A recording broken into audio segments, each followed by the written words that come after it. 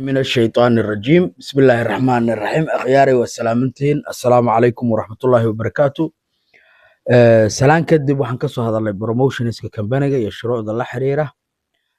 investment-ga waa ka hadli doonaa maintenance of capital sharearkii waa sharcigan uu ka hadlayaa saamileyda haddii dayn lagu yeesho saamilaha haddii uu geeriyoodo iyo shirkadda maxaa kala arrintaas qodobka 25aad baa ka hadlaya sharcigan wuxuu ilaaliyaa maanir market abuse-ka waxyaabaha wuxuu ilaaliyaa liability-ga crimes and torts rights of members-ka waxyaabo badan buu ka hadlaa duties of directors-ku ka hadlaa decision making ku caawiya marka company-gu haddii sharciga loo tiigsado wax kasta oo lagu tilaabsanayo loo fiiriyo oo decision making markii la sameynayo sharciga in loo eego oo legal consultants uu leeyahay muhiima liquidationkiisa wixii unfair practices looga ilaaliyo marka waxaas oo dhan baan shuruucdan ay ku saabsan yihiin haddii alla idmo wixii charges uu ka hadlaya market abuse ku ilaaliya sharcigan waa u muhiim ganacsiga iyo shirkadahaba marka dhinaca saamileyda waxaa la yidhi qodobka 25aad saamiluhu hadduu geeriyoodo haddii qof saamilo ah oo shirkadda uu dhinto oo ay maxkamad u magacowdo daryeele ama fuliyo danihiisa maamul ama ku adeega awoodii uu lahaa saamilaha geeriyooday daryeelahaas ayaa ku adeegaya dhammaan inta sharcigu ama maxkamaddu u idmatay haddii saamiluhu yahay shakhsi sharci oo shirkaddu kacdo ama baaba'do wakiilka sharci ee shakhsigii danta ku lahaa ama sheerka ku lahaa saamiga ku lahaa ama dhaxalkiisa lahaa ayaa la wareegaya dhammaan awoodihii uu lahaa saamiluhu haddii ilmihiisu ay dhaxlaan it's okay marka arrintaas oo dhan waxaa nidaaminaya sharciga shirkadaha qodobka 26aadna wuxuu ka hadlayaa xilka saamileyda iyo maamulka shirkadda mas'uulka kama ahan xukun go'aan ama amar maxkamadeed oo shirkadda ka dhan abaaleyda xataa saamilaha dayn iyo waajibaadka mas'uuliyadeed ee shirkadda saaran waxaas oo dhan mas'uul kama ah dhinaca dacwadda saamilaha iyo qodobka 28aad baa ka hadlaya 27aadna wuxuu ka hadlayaa caddaynta saamileyda go'aanada shirkadda waxaa lagu meelmariyaa baa la cod aqlabiyad ah vote bay ku kala adag yihiin marka codayntooda markay saamileydu codaynayso ama ogolaansho midaysan ay sameynayaan codbixinta shirkadeed kama reebana baa la yidhi in lagu saleeyo qiimaha saamiga saamile kasta leeyahay hadduu aysan jirin baa la yidhi si ka duwan oo dhammaan saamileydu isla ogolaadeen matalan ninka ugu codka badan ninka ugu saamiga badan waa ka veto leeyahay meelaha qaar hadduusan liid garaynba company-ga matalan haddaan leeyahay 75% company-ga dhaqaalaha ku jira qof 25% la aniga igama cod adkaan karo because of loss-ka iyo khasaarada iyo dhibaatada iyo uga badanahay aniga codbixinta marka waxaa ka mid noqon kara saamile iyo wakiilo joogto ah ama hal mar uu saamile soo dirsaday qof si uu codbixinta ugu matalo arrimahaas waa codbixinta iyo caddaynta codadka iyo sida loogu kala awood badan yahay dacwad saamilaha jirta oo qodobka 28 uu ka hadlo saamiluhu wuxuu u leeyahay baa layidhi inuu bilaabo dacwad ka dhan ah cid kale ama sii wado isagoo ka wakiil ah shirkadda si waafaqsan nidaamka iyo shuruucda dalka marka saamiluhu uu shirkadda maaragtay ka ahaa saamile waqtiga farka laga cabanayo u dhacay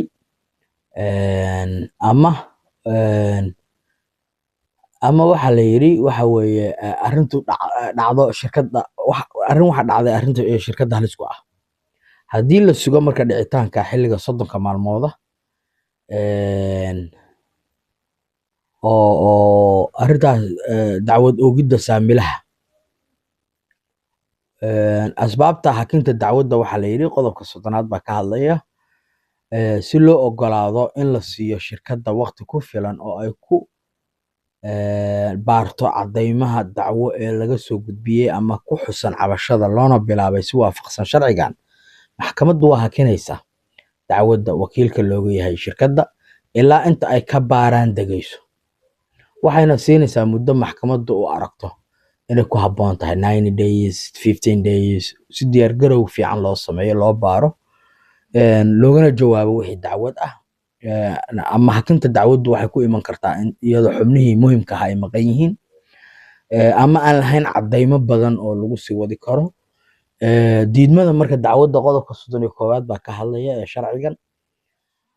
Dacwad lagu matalaya baa layidhi shirkad aan laga haysan fasax lana bilaabay, maxkamaddu waa diidi kartaa. Sidoo kale maxkamaddu waa diidi kartaa marka ay hesho wargelinta shirkadda oo hubsato inay sii socoshada dacwaddaasi ay dani ugu jirin. Danta shirkadda waa la ilaalinayaa haddii saamileyda ama maamulku isku afgaran waayaan. Maxkamaddu waxay go'aan ku gaaraysaa talada qof khabiir ah inuu hawshaas si madax bannaan maamulka iyo saamileyda shirkadda u abbaaro. Maxkamadda ayaa magacaabaysa guddi go'aan ka gaara oo technical ah. Marka shirkaddu ay diido arrimahaas oo kale, wakiil dacwadda ku matala. Guddigaas waa in aysan dan gaar ah ugu jirin baa leh dacwadda, tahayna mid maangal ah, awoodna u leh sii wadid dacwo iyo xalinteeda. Matalan oo kale shirkadda dhexdeedii baa isqabatay ama maxkamaddu waxay awood u leedahay inay guddi saarto wixii maaragtay khilaafa oo disputes in la xaliyo. Haddii dad badan ay shirkaddaas ku waxyeeloobayaan inay dinto, dowladdu waa soo faragelin kartaa. In la kabaa dhici karta haddii khasaare dhacdo, waxaa dhici karta in la xaliyo wixii problem oo jira. Marka joojinta dacwadda oo kale waa la joojin karaa dacwadda. Dacwad la bilaabay lama joojin karaa la yidhi, kamana heshiin karaan dhinacyada maxkamadda aan ogeyn baa layidhi dadku. Haddii ADR la galo oo dispute-ka la xaliyo oo si hoose wax loo dhameeyo, maxkamaddu waa inay la socotaa. Maxkamaddu markay go'aansato in talo jeedintaas joojinta iyo heshiiska ay saameyn weyn ku leedahay saamileyda shirkadda, waa inay wargelisaa dhammaan saamileyda shirkadda oo ay dacwadda saameynayso si ay u ogaato fikradooda, aragtidooda, waxaasoo dhan wax la ururinaya aragtida. Kharashka dacwadda markaas oo kale qodobka 33 baa ka hadlaya, waa ka gudbaynaa. Dhowridda sirta diiwaanada iyo xisaabaadku waa muhiim. Waa meelaha ugu badan oo ganacsigu uu saamile kasta oo shirkadda ka mid ah wuxuu xaq u leeyahay inuu raaco halbeegyo macquul ah oo saamileyda ama maamulayaasha inuu baarto waqti kasta saamilayaasha, maamulayaasha iyo diiwaanada shirkadda inuu wax badan ka ogaado. Nuqullada diiwaan hayaha nuqul ka samaysto, bixiyana kharashka adeega baaritaankaas, balse waa in marka hore ku soo sheegaa codsigiisa, ujeedada iyo danta uu ka leeyahay arrintaa, soona codsadaa xogtaas. Xog buuxda oo run ah kuna saabsan xaaladda ganacsi iyo maaliyadeed shirkadda oo ay ku jiraan go'aanada iyo miitinada iyo shirarka, nuqulka canshuuraha shirkadda ay bixisay sanadkaas, waxaasoo dhan xaq uu leeyahay, laakiin waa in uu nidaamka. Tixda magacyada saamileyda iyo maamulayaasha shirkadda iyo diiwaankooda, ciwaanka goobaha ganacsi iyo deegaanada saamileyda iyo maamulka iyo xogta shirkadda iyo diiwaanadeeda oo dhan. Maamul kasta xaq uma laha la yidhi inuu ogaado dhammaan xogta saamileyda iyo maamulayaasha kale. Shirkaddu waxay diiwaanadeeda ku kaydsan kartaa qaab kale oo aan qoraal ahayn baa layidhi, haddii si fudud loogu bedelo qoraal muddo gaaban gudaheed. Marka arrimahaas oo kale shirkaddu xaq bay u leedahay inay ilaashato. Maanta intaasaan kusoo koobaynaa. Waxaan bilaabaynaa marka cutubka 6 ee dhinaca maamulka shirkadda oo wax badan aynu ka baran doonaa haddii Alle idmo.